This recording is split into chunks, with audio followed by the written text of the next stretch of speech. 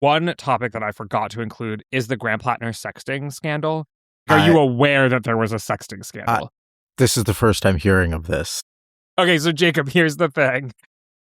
When a man loves a woman very much, but also loves himself too much. When the story was like, one person said there were a dozen, but the campaign was like, no, it was only... No, there were 6. It was only 6. Yeah. The precision here is almost more worrisome than anything else. It's like, it doesn't make it better. Once it's, any more than... Really, once it's more than any... You're just going to clip this for the cold open, so I'm not even... not trying to get myself in trouble. Here's what I'll say. I think that there is a difference... Wait, so Jacob, what is the appropriate number of extramarital sex?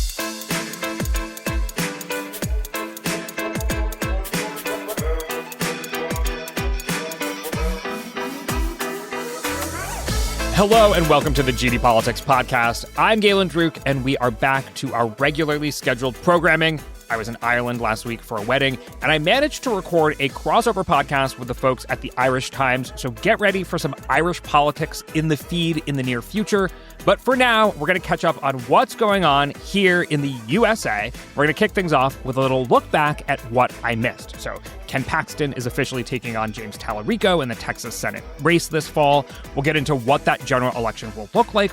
Also, the whole time I was away, I kept getting notifications on my phone suggesting the US and Iran had reached a deal, and then new notifications saying, actually, just kidding. So we're going to see if our guests today can tell me what the hell is going on.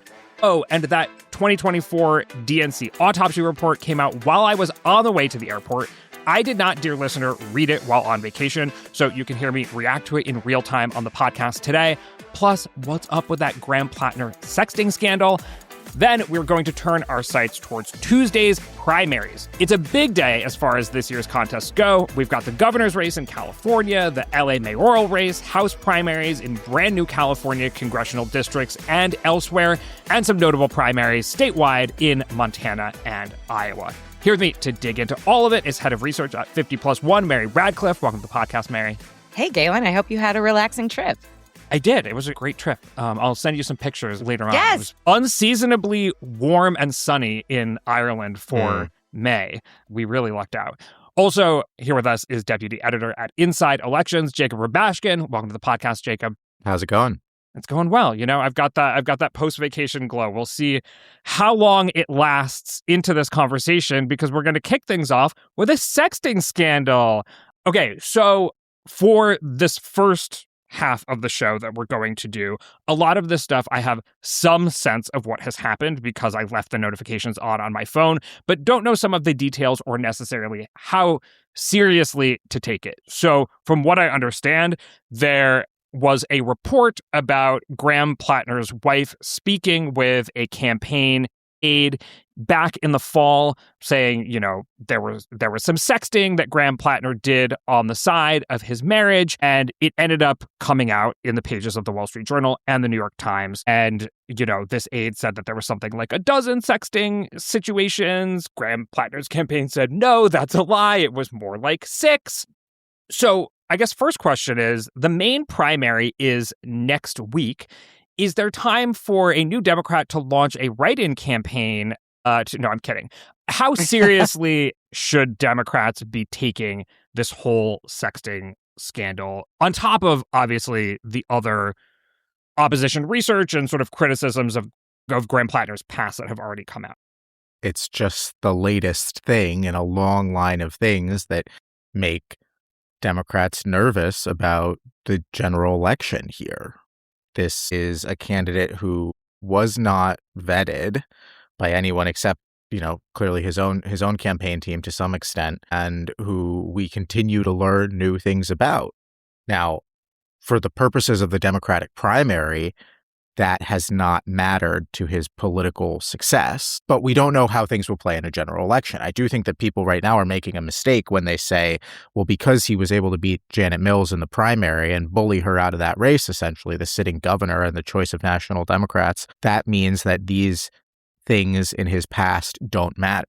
Not quite. They don't matter within the Democratic primary electorate, but the general election is a much wider pool, and there are voters there who still have to make up their minds and who have not been, exposed to all the attacks that Republicans are going to levy on him yet. And so when I talk to Democrats here and in Maine, there's still a lot of trepidation about, what's out there, what more could come out about Graham Platner ahead of the general election. Now that we know that there was sexting going on with multiple different people, whether it was 6 or 12 or whatever the number was, I think it's a reasonable question to ask now, will those messages come out? And what do the messages say?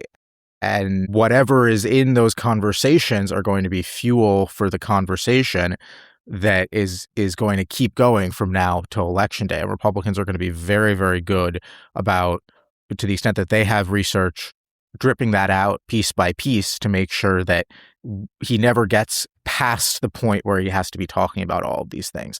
And that can be very damaging. Arguably, perhaps better for things to come out earlier in the race than later, like we saw with Cal Cunningham when, his sexts leaked in October of 2020 and tanked his campaign. But yeah, I mean, that's the question that I have been ruminating on with respect to the race in Maine, because we have lots of examples of candidates with various sorts of scandals, not just sexting scandals, but if you take like of a piece all of this Graham Platner stuff, you think back to candidates like Todd Akin in Missouri, you think back to Christine O'Donnell, and as you mentioned, Cal Cunningham, all that stuff, the damaging stuff came out after the primaries had ended, and there was nothing that the party could do about it. So I find it fascinating to see this all coming out before the primary and voters not responding to it the way that we have seen in general elections in the past. And I think you're right, Jacob. The key question is like, if this is coming out very early, can Platner maneuver to be like, okay, we've handled that. Yeah, I did some stuff. That's done. Now we move on and talk about other issues. Because I think like it's potentially a benefit to Platner that all of this is coming out soon enough. Yeah. Does it mean that there's just so much stuff that this is coming out now and more will come out later? Or is it almost, like you said, a benefit? I do have to say, one of the names that wasn't mentioned in the list of scandal-plagued candidates is, of course, Donald Trump. And a lot of his scandals came out during the primary. Republican primary voters supported him despite that.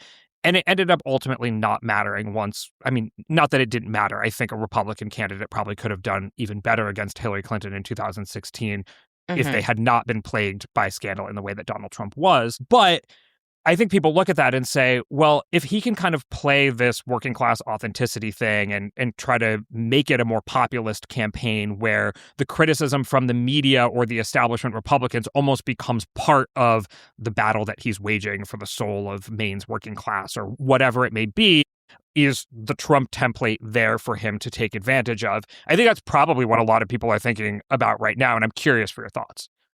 Nobody else can make it work like Trump can. I think that the last decade is littered with candidates who have tried and failed to do the Trump playbook when it comes to personal scandal, when it comes to those kinds of vulnerabilities.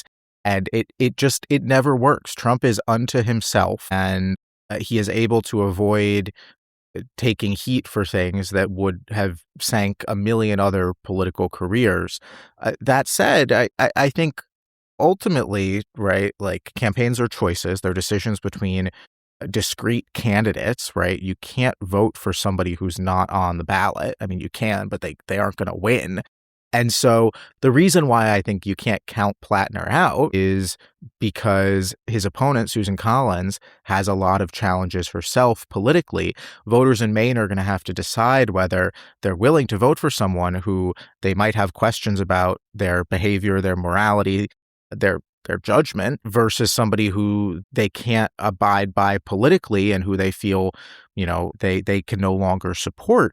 That's a trade-off. It's a conversation. It's a negotiation that voters are going to have to make in their minds. But I think there's no doubt that Democrats are hampered by the fact that Platner has all this baggage. I think it's a useful thought experiment because I think people are getting a little bit over their skis here. Graham Platner, without the Reddit history, without the sexting, think about who that candidate is and where they are in this race right now. And you can't make the argument that that person wouldn't be doing significantly better, right? Like if Jared Golden had run, if Democrats got their way. Oh, well, look, I think Golden and Platner have a lot of at least superficial similarities. I do think they have some important differences. Golden is a politician. Yes, yeah. I mean, part of Graham Platner's appeal, like Trump, as you mentioned, Galen, is that outsider perspective, this outsider populist kind of thing that I don't think Golden could credibly make that argument. And the other thing I'll say, and the reason why I think this, for two reasons why I think this particular moment is probably the most perilous for Platner, probably since the first story about the Reddit history broke, is one, because by virtue of what we're talking about, there will be more shoes to drop, right? The people are going to work very hard to try and find the women that he was talking to. They're going to work very hard to try and find the messages, to uncover them, to embarrass him. And so what we know now, there were unknown unknowns, to channel my Donald Rumsfeld here. We had unknown unknowns, which was what more is there out there about Graham Platner. Now we have a known unknown. There are text messages, there are conversations, and will those come out, and in what form, and what will we learn? That's dangerous. That's going to keep people awake at night. But the second thing that I think makes this perilous is that the Platner response to the Reddit stories, to all of the comments that he made on women and Black people and rural voters and right, like all of the things that he's been hit on so far, the response has essentially been he was at a very low point in his life. He was suffering deeply from PTSD. He was, an alcoholic. He really was going through a lot of challenges. He has gotten his life together. He found Amy. He got married. He's like made a good thing out of a bad situation. He is a man reformed. He's a different person than he was when he said all these things. And now we've got something that happened not that long ago, after he came back to Maine, after he was at the oyster farm, after he got married, right? And so it starts to chip away at this image of somebody who has changed, somebody who has reformed. I don't necessarily agree with that, because I think these are fundamentally two different kinds of scandal, right? If you look at the Reddit comments, we are not talking about difficulties in one's personal relationships there, right? This is a thing of a different character, I would say, than like saying some controversial stuff online versus cheating on your wife or whatever we're calling this. Those are things of a different character.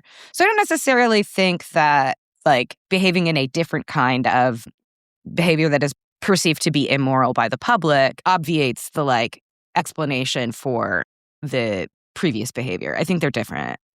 I don't think either of them are good, but I think they're different. I think it just makes it a little bit more challenging to make the kind of the renewed character argument.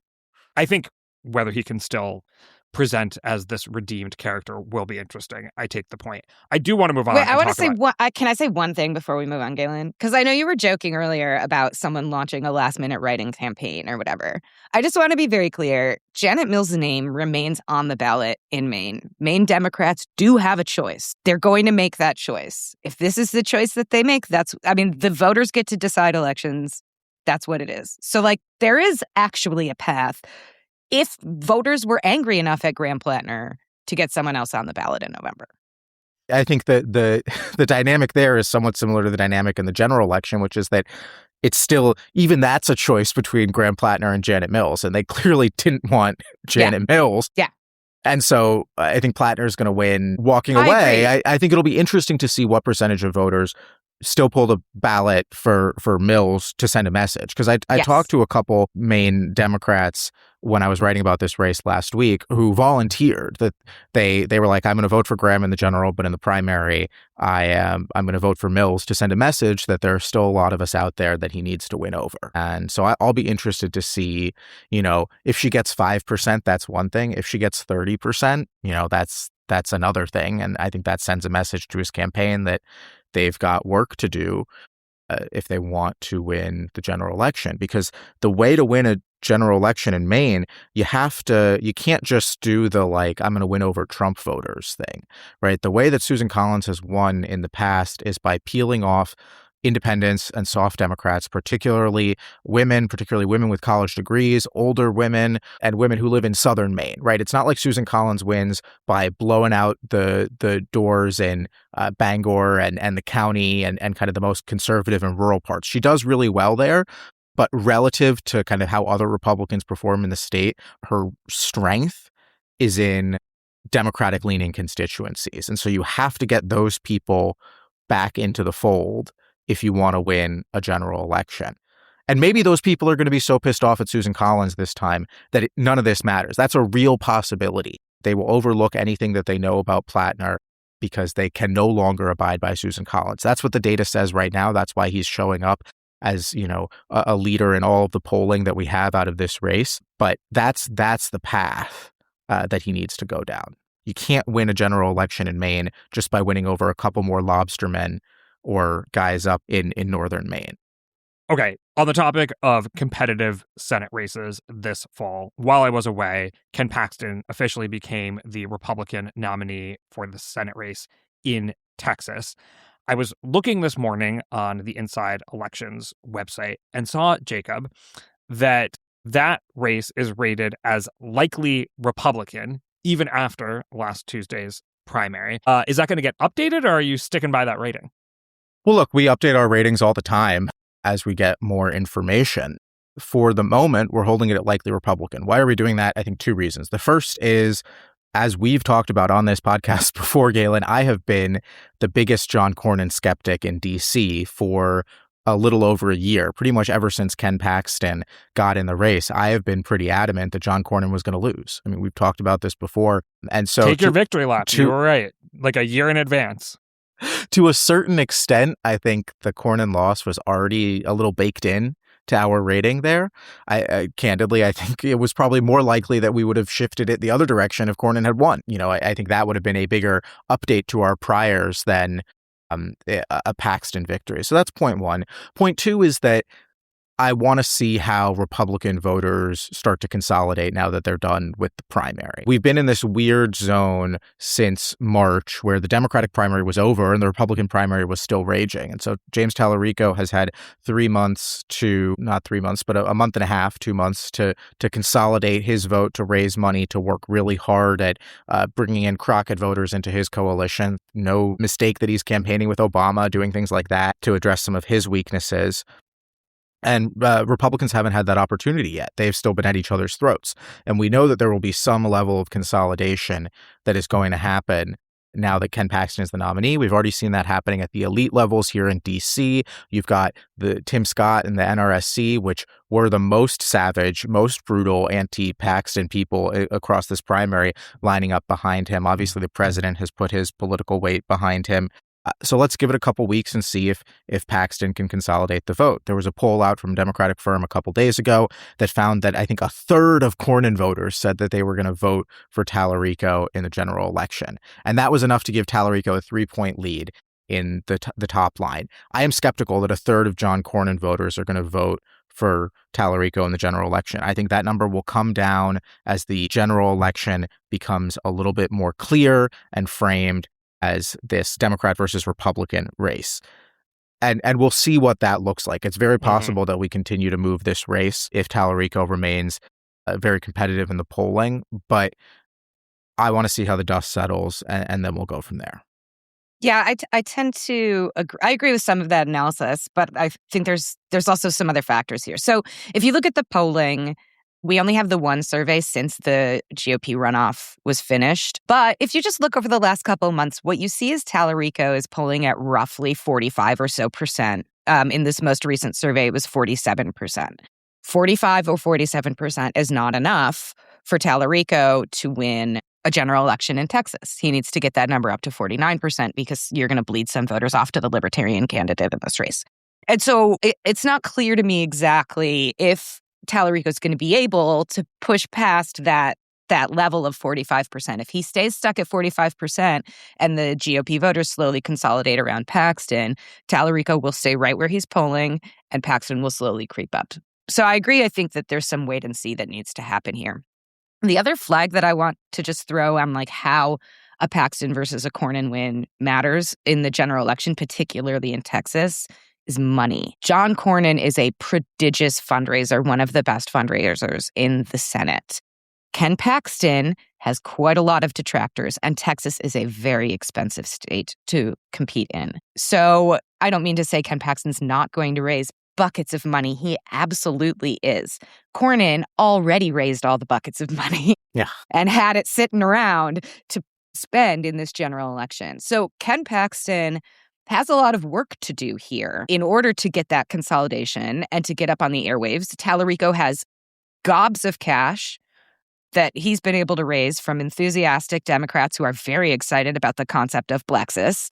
And so I think that's actually one of the underlooked stories of the Paxton win in the runoff here, is that the money race has significantly shifted. Yeah. Yeah, I mean, Paxton has raised $7 million since he started his campaign as of, the last filing, which was a couple weeks ago. And I think Talarico had raised $40 million through the end of March. So there's going to be a significant hard dollar disparity. One thing that Republicans are trying to figure out now is, where is the money going to come from to boost Ken Paxton on the outside side, on the independent expenditure side? Because Republicans have defense all across the country that they have to support. They've got to spend in Maine. They've got to spend in North Carolina. They want to go on offense in Michigan and Georgia. They've got Ohio. They've got Alaska. They've got Iowa. They've got other states that they have to take care of. I think a lot of eyes are turning now to MAGA Inc., which is the Trump super PAC that's sitting on, I can't remember if it's $200 million or $300 million, but it's a lot of money. And, I talk to Republicans in D.C. who say, okay, you break it, you buy it, essentially. And Trump got Paxton over the finish line here. So it's up to the Trump machine to provide the funds to help him go toe-to-toe with Talarico. Whereas we're going to spend money on North Carolina and these other places that are more competitive. And we'll see if that plays out. We'll see if Trump is willing to part with that cash in MAGA Inc. or at the RNC. But it's going to take resources away from other more competitive races that Republicans are trying to win. Well, we love a wait and see on this podcast. So we'll have to get back together in a few weeks after the dust has settled and see whether or not Republicans have consolidated behind Ken Paxton. I do want to talk about a couple more things before we cast forward to Tuesday's primaries, which is, I mentioned I have not read the DNC autopsy report. I also haven't read any coverage of it. So I don't have to play dumb. I actually am dumb when it comes to this topic. Mary, what did it say, and was it right? Well, it's kind of hard to say what it said, Galen, because it wasn't finished. Oh, no. Wait, really? I didn't know that. The reason that the DNC never released the autopsy report is no one ever finished the autopsy report at the DNC. It was released. This was a quixotic document, Galen. It's a interesting thing going on here. So it was released with all these little red notes all over it. There was a section titled Conclusion, and next to it was just a little red note that was like, this section was not completed by the author.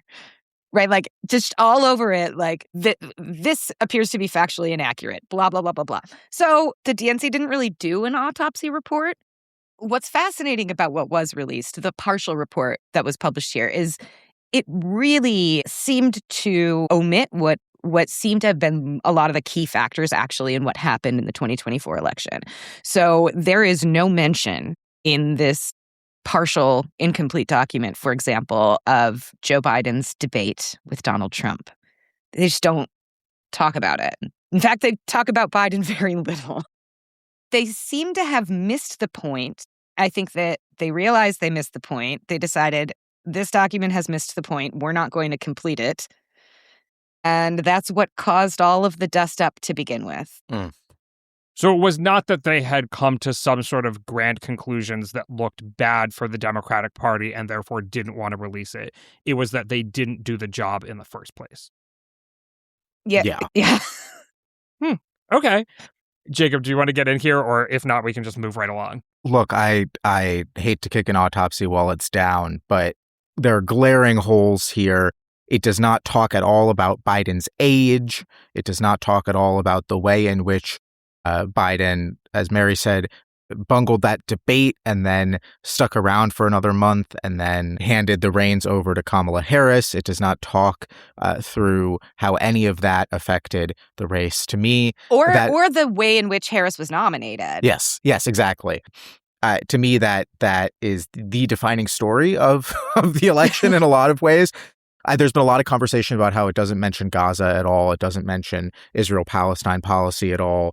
And that's a real frustration of people who, feel that that played a major role in the election as well. It's totally it's incomplete, right? I mean, there are just portions of it that are missing. And then there are factual errors that are just kind of embarrassing. They talk about how Democrats won only 2 gubernatorial races in 2024, Washington, North Carolina, conveniently forgetting Joe Biden's home state of Delaware, which they also won. It's not like that race has like major import, but it's little things like that they just completely missed that call into question the process by which this report was generated. They say that Mark Robinson won 45% of the vote in North Carolina. On the next page, it says Robinson won 43% of the vote in North Carolina.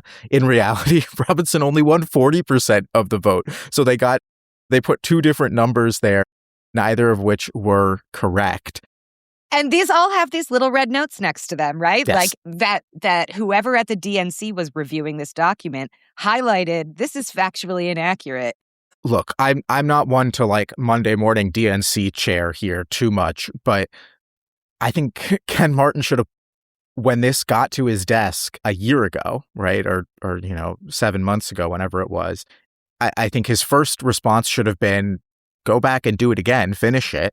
And when Paul Rivera, the author of this report, allegedly, according to Ken Martin, said no, he should have publicly said, I got the report, it's unsatisfactory, we're going to put it out just for transparency, but essentially doing what they did now just 6 months earlier. Or instead of put it out for transparency, say, I got the report, it's unsatisfactory. We are hiring a different team or assigning a different team to look into this. Yeah. Just start over. Exactly. Again, I didn't read it, so I'm just, to any extent that I'm doing Monday morning quarterbacking here, it seems pretty wild to me that the autopsy report seemingly started with Kamala Harris's candidacy, because by the time we get to the summer of 2024, in retrospect, it seems like that election was lost. And it's not only because Joe Biden was old, it was because of the ways that Joe Biden's presidency had already failed and left him deeply unpopular. And I am curious how the Democratic establishment views things like, of course, circumstances and history are always going to play a role, but views things like the border, views things like the American Rescue Plan and the role that it played in spurring inflation, And views things Israel, like Palestine. and the withdrawal from Afghanistan. And like, is there anybody who within the Democratic establishment wants to take like a hard critical look at the way that the presidency failed in order to learn lessons, not just about how to get Americans on your side, but to do a good job in governance once you actually have power? Because the two are not unrelated, right? Like, if you do a shit job, that's what's great about democracy, right? If you do a shit job, you don't get rewarded. And so that seems pretty crazy to me, that any autopsy wouldn't begin with like the start of Joe Biden's presidency. But maybe that's not the job for the DNC. I don't know. Yeah, I mean, I think this continues a pattern that we have seen over the last several years of Democratic Party elites being very uncomfortable discussing Joe Biden at all, right? The party was behind the Biden presidency. I mean, we all remember this, right? Like, as you said, this is basically the defining story of the 2024 campaign, was like, the president is very old. Yeah.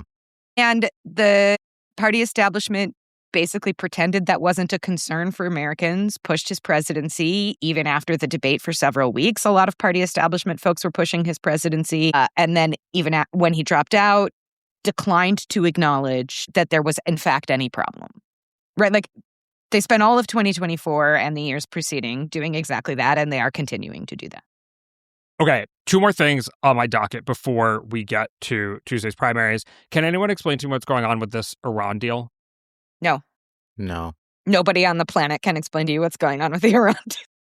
We've taken plenty of time to describe the incompetencies of the Democratic Party on today's podcast. So I think we might as well say this seems like a pretty incompetent process as far as things go.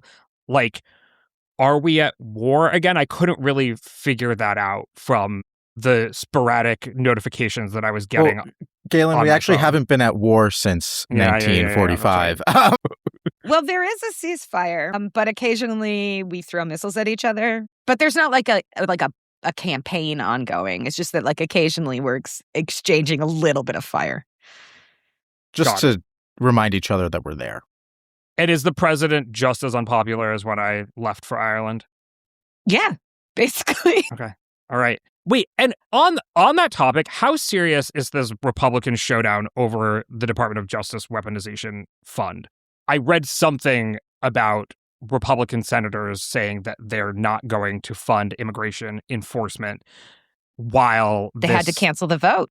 Yeah. Over $1 billion weaponization fund at the Department of Justice, which would direct money towards people who have been, according to the Department of Justice or according to the executive branch, been the victims of political persecution. The suggestion is that money could go to the Trump family, to the perpetrators of January 6th and the like.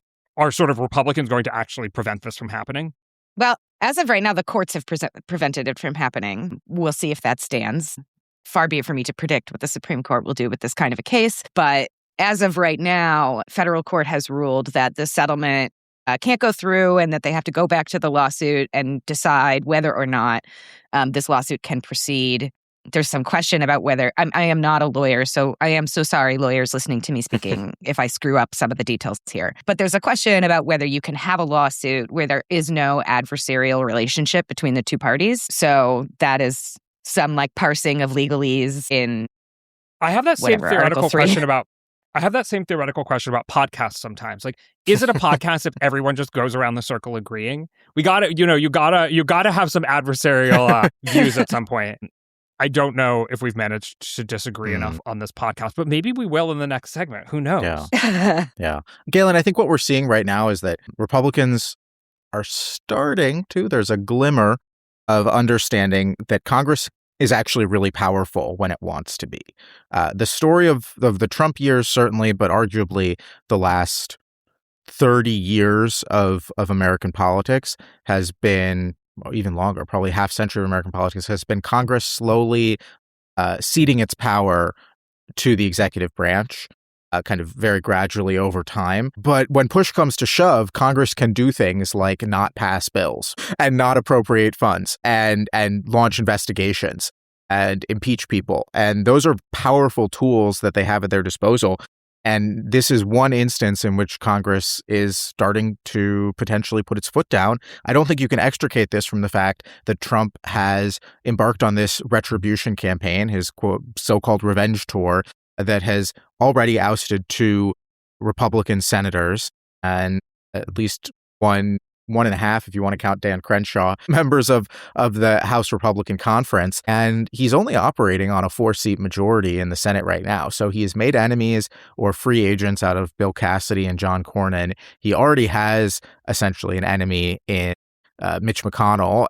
And he's got Susan Collins, who's trying very, very hard to win re-election. That's 4 senators right there who could very easily block any and everything that Trump wants to get through the Senate from now on. So I think and you did not mention Tom Tillis and Lisa Murkowski. There you go. So now we've got 6. Now we've got 6. You've got room to spare. I think this is at the same moment that Trump is flexing his muscle within Republican primaries, he is facing perhaps the most serious fractures in his legislative coalition that he's faced, certainly in this term and arguably outside of a few moments, in at the beginning of the first term as well. To get to your, the specific question you asked, how serious is this? I think it's quite serious for Trump. And it's not just on this anti-weaponization stuff. Those 6, enemies / free agents / independent thinkers, whatever you want to call it. The YOLO caucus. Yeah. Those 6 senators are sticking around at least until January 3rd and some longer, right? So this is going to continue. This is serious enough that they had to cancel the vote on the immigration spending deal because the Senate was absolutely going to pass an amendment to that bill that would put guardrails or stop the creation of this anti-weaponization fund. I don't know exactly the text of the amendment because they canceled the vote so that we didn't have to talk about it, right? They didn't want to talk about it. There was reporting of like a screaming match between the Senate GOP caucus and the acting attorney general. Like, really, like folks letting him have it. They let like 20 people speak. Usually in this meeting, there's like 3 people who say anything. So yes, this seems to be actually serious. And it seems like, now that primaries are ending and we are moving on to the general election campaign, senators are able to back off of their bear hug of Trump a little bit here because those pressures of the primary are over whether they won or lost. Yeah. Well, I'm glad to hear that some folks had some fun while I was on vacation. All right, let's move on to Tuesday's primaries. GD Politics is powered by you, the listeners. If you enjoy the show, the data-driven analysis, the genuine curiosity and lack of partisan BS, and yes, sometimes the silliness too, please consider becoming a paid subscriber at gdpolitics.com. Paid subscribers help make the podcast possible, and they also get twice the number of episodes and access to the paid subscriber chat where you can send me whatever questions you've got. Independent political media only works if the people who value it support it. So if GD Politics is part of your week, head to gdpolitics.com and become a paid subscriber. That's gdpolitics.com. I so appreciate it. Thank you. We're going to talk about Tuesday's primaries. I should say here that we're going to do a reaction, I believe, on Wednesday morning. So if we don't get to everything here, we will cover it after the fact when we have all of the information so that, well, California is voting. So who am I kidding? We won't have all of the information on Wednesday.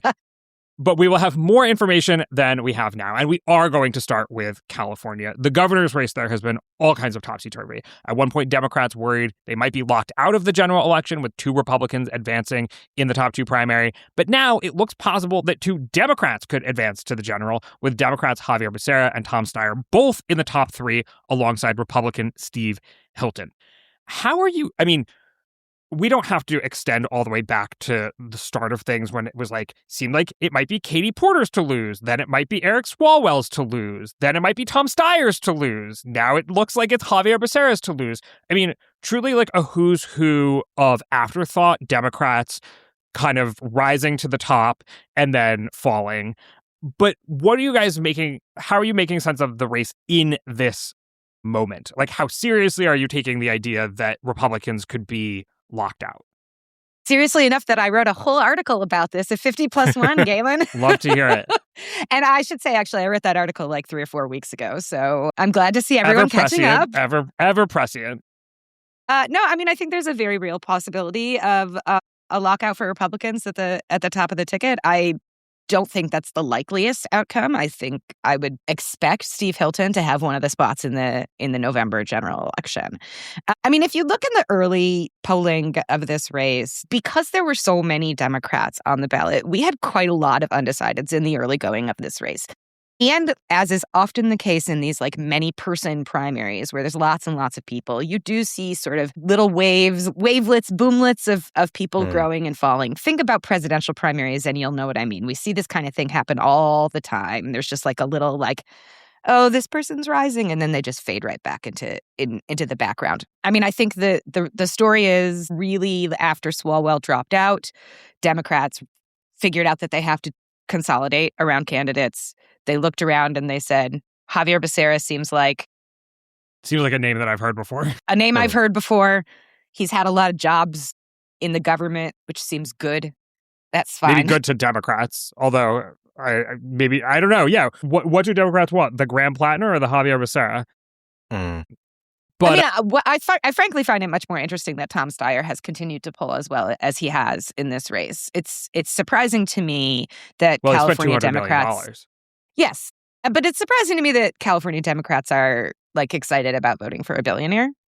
That would I wouldn't have guessed that in advance. It's the class traitor billionaire. He's running to the left of Xavier Becerra. He's like, elect me, I know what all the billionaires are up to. And also, wink, wink, I might even spend my own money on statewide referenda in order to tax those billionaires or tax the corporations or whatever. I mean, it's an interesting sort of mirror to Trump kind of play almost of like, Oh, yeah. I There's some can very direct Tom Steyer ads that are like, Tom Steyer cannot be bought, which is exactly the kind of thing we saw with Trump. Yeah. Yeah. I mean, Galen, to your question, I think the about the potential lockout, I think the most important figure is what is the total Republican vote that's available to these candidates, because there are two major Republican candidates, Steve Hilton and Chad Bianco. If there were only one of them, right, that Republican would get a spot in the general election. It's the fact that there are two who are running real campaigns that create the possibility of a D versus D or an R versus R, but that's, we've moved past that. But there are going to be a ton of other Republicans on the ballot, and the question, and how much does that vote fracture? I think there are going to be 10 other Republicans on the ballot. Those candidates are going to win not very much vote, but if you total it up, it could be enough to keep Hilton under whatever he needs to get to the general election. To be fair, there are more Democrats on the ballot. That's true. Yes. Yes. No. And it absolutely goes both ways. But I do think there's something to be said in the polling that when people poll California, they still give the list of like 8 Democrats that conceivably could right. Like Tony Thurmond is not going to win this race, but like he still gets name checked on the polls. So Antonio Villaraigosa also. Villaraigosa, so when you get a poll, you get Becerra, you get Steyer, you get Porter, you get Mahan, you get Villaraigosa, you get Tony Thurmond. I don't know if you still get other people as well. And then you get Steve Hilton or Chad Bianco. So if you're a Republican, you're right now in polling, you're being constrained to these two choices. When you get your ballot, you will have a lot of other choices. How much drop off is there? And is the total Republican vote here, is it 35%, which is roughly what it was in 2018, or is it closer to 40%, which is closer to where it was in 2022 in the primary? And I think that could make a difference as well here. But no, there's a real possibility that it's Steyer and Becerra in the general election. And no matter what the outcome is, we're probably not going to know for I was going to say, I can't wait to show up on Wednesday. The votes don't actually have to be certified until a month after primary day. So we could be waiting a long time. And there's a very decent chance that on Wednesday morning, we do not know who will be in the runoff for California's gubernatorial election, because it just takes a long time to count votes in California. For the sake of election nerd, so I mean, there are interesting motivations here, which is I think the Republican Party would like to see, of course, a Republican in the general election, and Steve Hilton may well boost turnout in other races down ballot, et cetera, et cetera. But like from an election nerd perspective, I'm totally rooting for Javier Becerra versus Tom Steyer, because Steve Hilton would not win the governorship. And watching Tom Steyer and Javier Becerra go at it for the next however many months before the general would be very fascinating. Like, would they be able to have debates about policy? Would it be about identity, like billionaire versus sort of like first modern Latino governor of California? And when it comes to my own selfish interests in covering California elections, I am going to, I believe for the first time, mention Spencer Pratt's name on this podcast. I've dabbled in reality television, I'll just say. Of course, Spencer Pratt is a reality star from the Hills back in the day. He is running in a top 2 primary against Democratic incumbent Karen Bass and Democratic challenger Nithya Raman, who is a city council member at the moment. And this is, again, seems to be a race where like any of those 3 could end up in the top 2. Is that right? I'd be quite surprised if Karen Bass does not end up in the top 2 here. I believe she leads pretty much all of the polling. I mean, it's not like a good lead. It's like 30 to 27 to 24 or whatever. Yeah. But I believe Karen Bass is ahead in pretty much all the polling. There may be one survey that came out late last week that had Pratt up by 1 over Bass, but did have Bass in that second spot. So, I mean, it's pretty striking, though, like how Karen Bass, being in the lead with 30% as the incumbent Democrat in such a Democratic city, I think really speaks to folks' frustration with, the wildfires, the response to the wildfires, and then daily life in Los Angeles when it comes to housing, homelessness, all of that, all of the stuff that we're talking about in California for I guess decades at this point. What this tells me, and what the polling tells me, and maybe we'll see what the results are, is that a more credible challenger to Karen Bass probably could have won this election. Not easily, but more straightforwardly than either Nithya Raman or Spencer Pratt could. I'm thinking specifically of Rick Caruso, who was the runner-up in the mayoral race 4 years ago, the billionaire developer who ran as a Democrat. I think that if he had run this time, I think he could have won. I think if you had seen another kind of outsider candidate, I don't think, right, like, it's not like Bob Iger or Willow Bay are going to, run for mayor of LA, but like somebody like that in that kind of mold. There's no shortage of wealthy, civically minded Angelinos who are interested in the direction of the city. Chelsea Handler, you can still do the right thing. But none of them ran. And so what we're ending up with is Nithya Raman, who I think, she's trying to kind of do what Zoran did in New York, but I don't think she has kind of the same kind of political chops. And you've got Spencer Pratt, who is not going to be mayor of Los Angeles. Oh, no, definitely not. Meghan McCain told me he's going to be the next mayor of Los Angeles. He might make it to the November election. Absolutely, sure. And in the same way that Steve Hilton is not going to be governor of Cal, this is Los Angeles and this is not the Los Angeles of like the 1970s or 90s. Like, the amount of coverage that this race has gotten, and Spencer Pratt has gotten in particular, is so outsized relative to his chances of becoming mayor, which are effectively zero. It does not matter whether he's running against Nithya Raman or whether he's running against Karen Bass in the general election. If he makes it that far, he is not going to win. LA is not going to elect a Republican mayor, and they're certainly not going to elect Spencer Pratt as that Republican mayor. Maybe if Arnold ran, right? If Arnold ran, then I would buy LA voting for him, right? I mean, honestly, I think Spencer Pratt might be the best thing that has happened to Karen Bass, because if Karen Bass walked out of this primary, I mean, we've just discussed how deeply unpopular she is. If she came out of this primary having to go to a general election against Nithya Raman, and it's a Democrat versus a Democrat. Seems like she would lose, according to the recent polling. Deeply unpopular. That's a real serious risk for her. If she has to face Spencer Pratt in a general, like, she's heaving a sigh of relief because, as Jacob said, Los Angeles is not going to vote for a Republican for mayor. It's not happening. Yeah. And that's why we've seen Bass's allies start to run those kind of like, Spencer Pratt is too conservative. Too conservative for Los Angeles. It's like, all Republicans get out and vote for Spencer Pratt. Keep Nithya Raman out of the runoff. All 12 Republicans. I think his vote share will be an interesting, like, dissatisfaction meter. He's not going to win.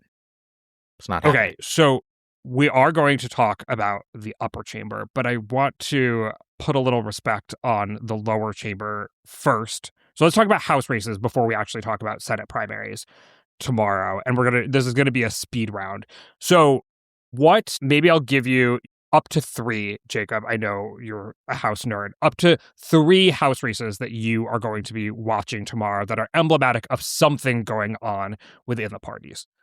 It is like picking from my children, which I have so many of. 3 races. Okay, what am I watching? California 22. This is David Valadao, Central Valley District. This is a seat the Democrats drew to be a little bit more favorable to them when they gerrymandered California in response to Texas. It's also a seat that they want to pick up for the majority. This is a heavily Hispanic district that Trump would have carried in 2024, but voted for Biden and Clinton. There is a progressive candidate, Randy Villegas, backed by Bernie Sanders and people like that. There is a more moderate candidate, a state legislator named Jasmeet Bains, who was known as kind of a valley-crat, one of the more conservative Democrats in the state legislature. She is supported by the DCCC in D.C. and kind of the national Democratic apparatus.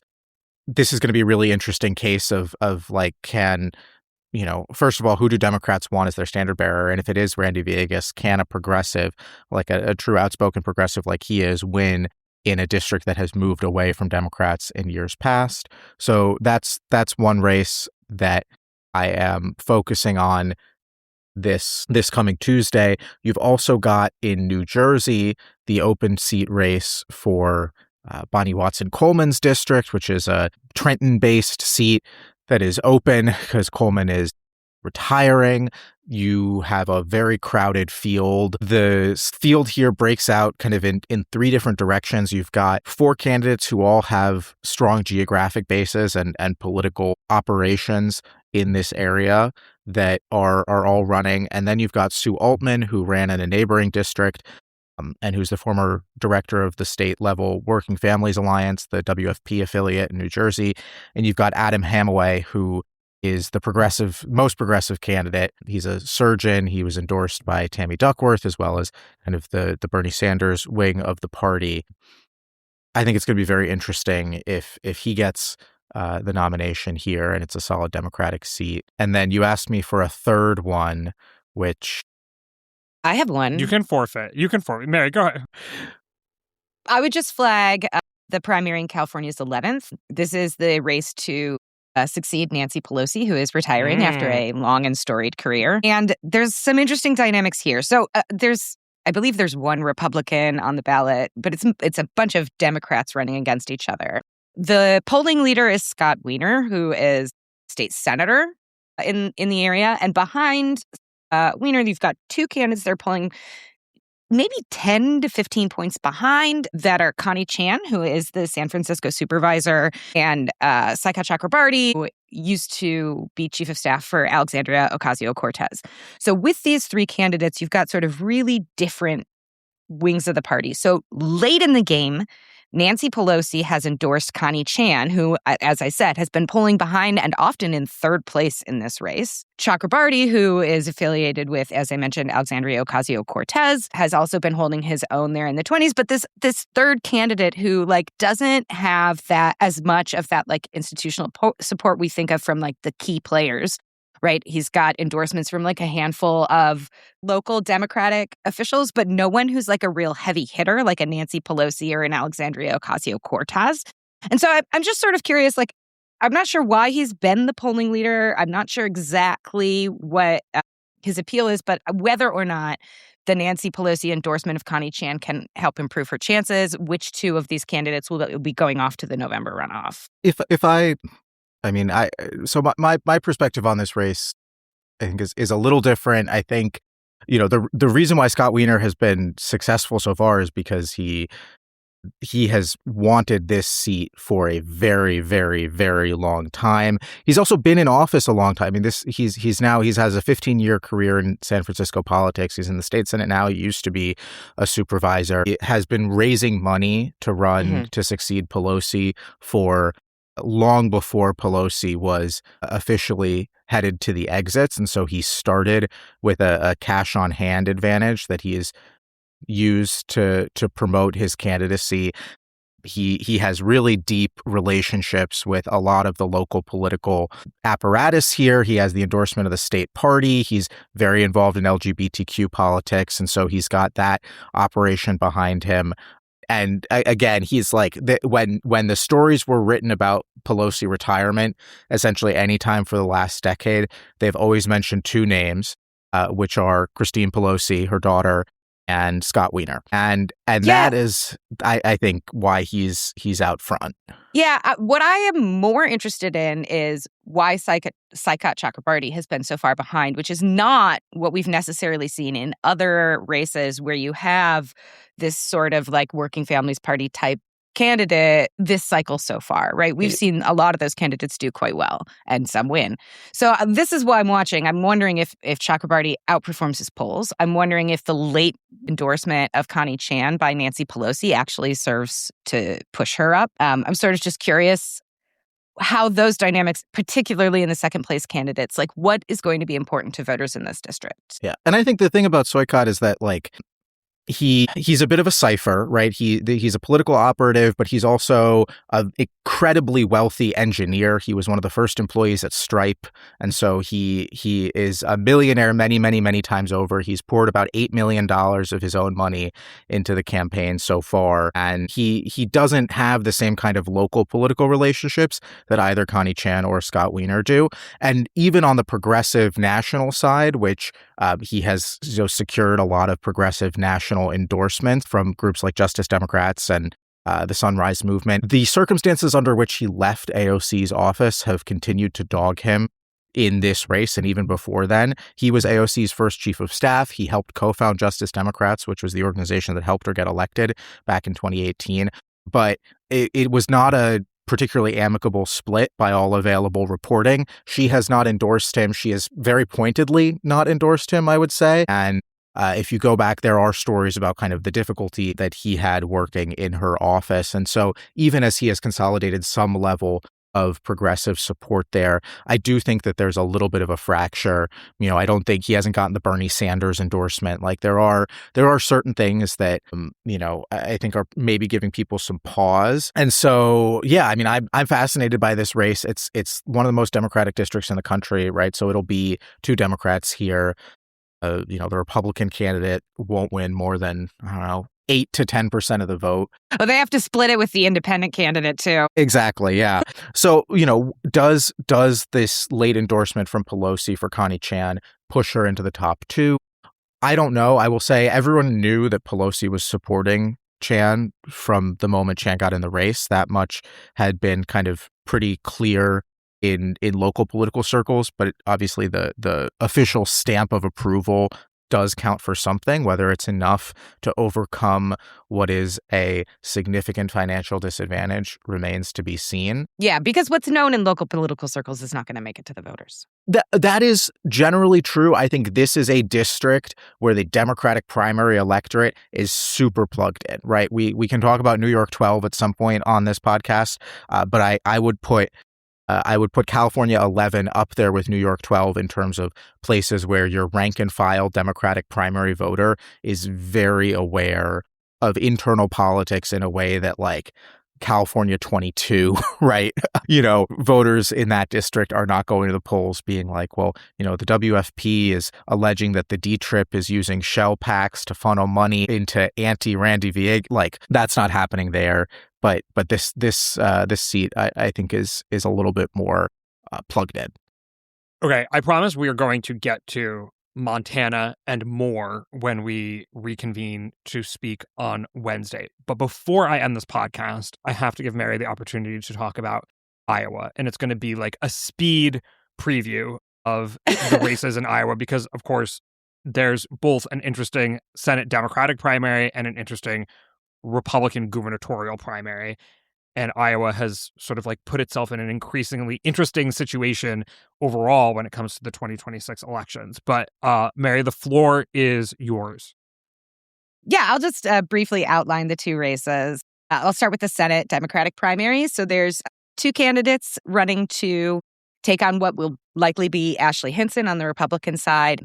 Those are Josh Turek and Zach Walz. Up until about the end of April or so, it looked like Walz had a pretty significant advantage in this race. But then at the end of April and throughout May, Turek got the endorsement of Vote Vets, which is a big super PAC with lots and lots of money. And they started spending lots of money on ads for Turek that they claim have really turned things around. And in the polling that we've gotten since then, Turek has been ahead in many cases by double digits.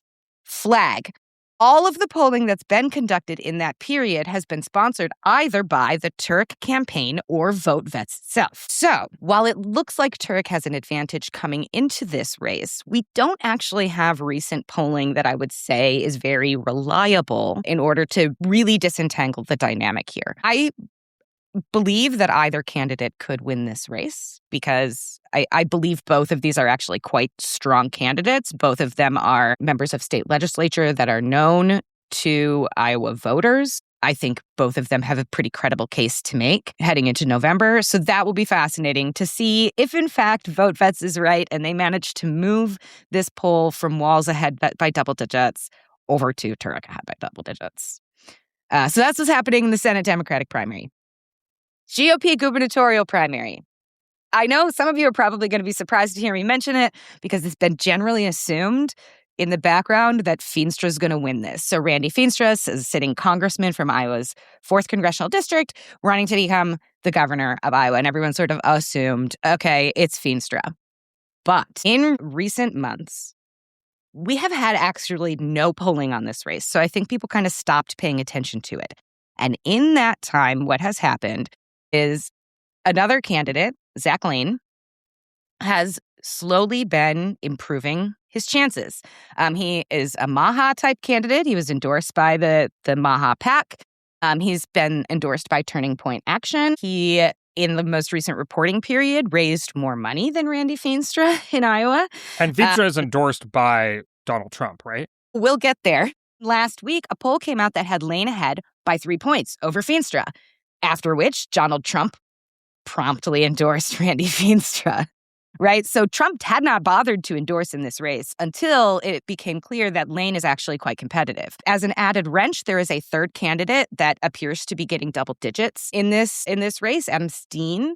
Unlikely that we'll see Steen take the top spot here, but again, pulling double digits. Now, why does all of this matter? Obviously, you want to win, right? And in Iowa, if no candidate gets 35% of the vote in a primary, the race then goes to state convention to be decided by delegates that were previously chosen at caucuses no one was paying attention to. So, Feenstra in the latest poll was pulling 3 points behind Lane at 24. If Feenstra is going to avoid a contested convention, he needs to get 35%. Lane appears to be taking a significant amount of the vote. Steen is taking a significant amount of the vote. And there are several other candidates on the ballot that are going to dribble off some of the vote as well. So the contest in Iowa is not a contest to win. It's a contest to get 35% plus 1 vote. And it's unclear at this point if any candidate is going to be able to achieve that. Ooh, so we might get to cover a contested convention after all, but just in Iowa. In Iowa, which has not happened in a very, very, very long time. Because it isn't like everyone's used to this process. It doesn't typically happen. It's possible that by Donald Trump coming in last week, after we saw polling that showed Lane doing particularly well here, it's possible that is all Feenstra needs. Yeah. Is that Trump endorsement. Yeah, no, it could be messy. And of course, the other thing that's going on here that makes all of this a little bit more salient is that Democrats have a really, really strong candidate for the governor's race in Rob Sand, the state auditor, who is awaiting whoever emerges from this Republican primary. There's a real chance that Rob Sand could win this race. And the longer Republicans take to sort out their champion and the more damaged that person is heading into the general election, it only increases Sand's strength. Yeah, that's right. I will note that this is the only gubernatorial primary in the country that the Republican Governors Association has spent money in before the primary is over. All right, well, we're going to see how everything shakes out on Wednesday with the caveats about California, but we're going to leave it there for today. Thank you so much for joining me, Jacob and Mary. Thanks, Galen. Thank you. My name is Galen Druk. Remember to become a subscriber to this podcast at gdpolitics.com and wherever you get your podcasts. Paid subscribers get about twice the number of episodes. You can also join in our paid subscriber chat and pass along questions for us to discuss on the show. And you ensure that we can keep making a podcast that prioritizes curiosity, rigor, and a sense of humor. Also, be a friend of the pod and go give us a 5-star rating wherever you listen to podcasts. Maybe even tell a friend about us. Thanks for listening, and we will see you soon.